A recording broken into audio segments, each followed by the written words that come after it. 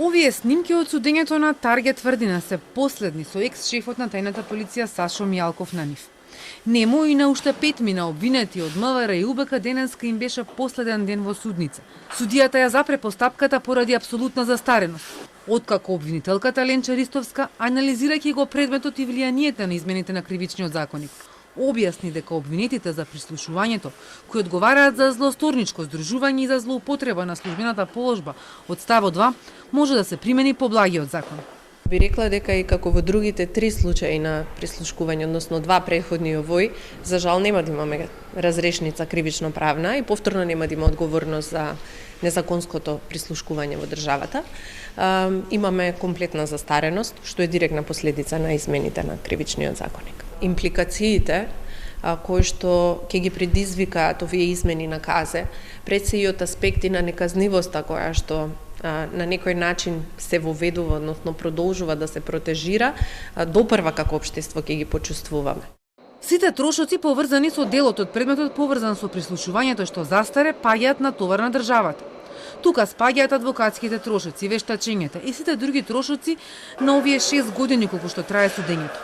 Дали Мијалков ќе бара оштета за повеќе месечниот притвор?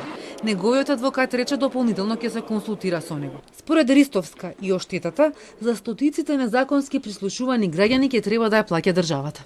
Финансиските импликации кои што ќе ги предизвика овој предмет врз буџетот на државата не се воопшто занемарливи, точно како што вие кажавте, ги вклучуваат и оние трошоци во постапка, ги вклучуваат и, како што и веќе еднаш кажав, сите надоместувања, би рекла, кои што треба да им бидат обезбедени на лицата што биле незаконски прислушкувани. За повреда на правата. Впрочем, нивните права биле повредени со незаконското прислушкување и сега државата по принципот на објективна одговорност е таа која што треба да ги обештети овие лица, односно товарот да падне на буџетот на државата и нема да има како државата потоа да биде обештетена од лицата кои што навистина се одговорни директно за прекршување на правата на граѓаните. Судењето ќе продолжи со делот за обвинението поврзан со незаконското уништување на опремата за прислушување. Во судница ќе бидат екс-министерката Јанкуловска, екс-началникот на УБК Тонија Кимовски и Валентина Симоновска, а во отсуство им се суди и на двајцата избегани разузнавачи Никола Бошковски и Горан Груевски, кому му застареа делата во Таргет, но му остануваат во тврдина.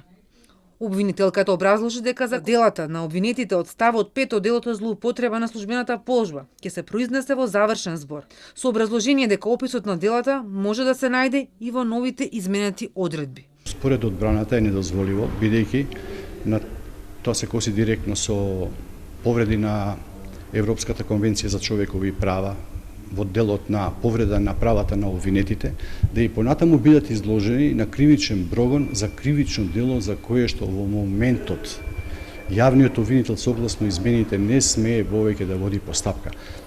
Ова го кажуваме бидејќи без казна, како што вели законодавецот, нема без предвидена казна во законот не може да се води кривична постапка. И се уште нема за нив застарување.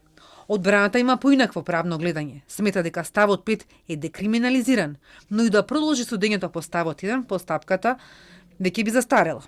На Мијалков му остана уште предметот Трезор за набавката на британската опрема за следење комуникации, за кој обвинителството побера исто така време да ги анализира последиците од измените на кривичниот законник.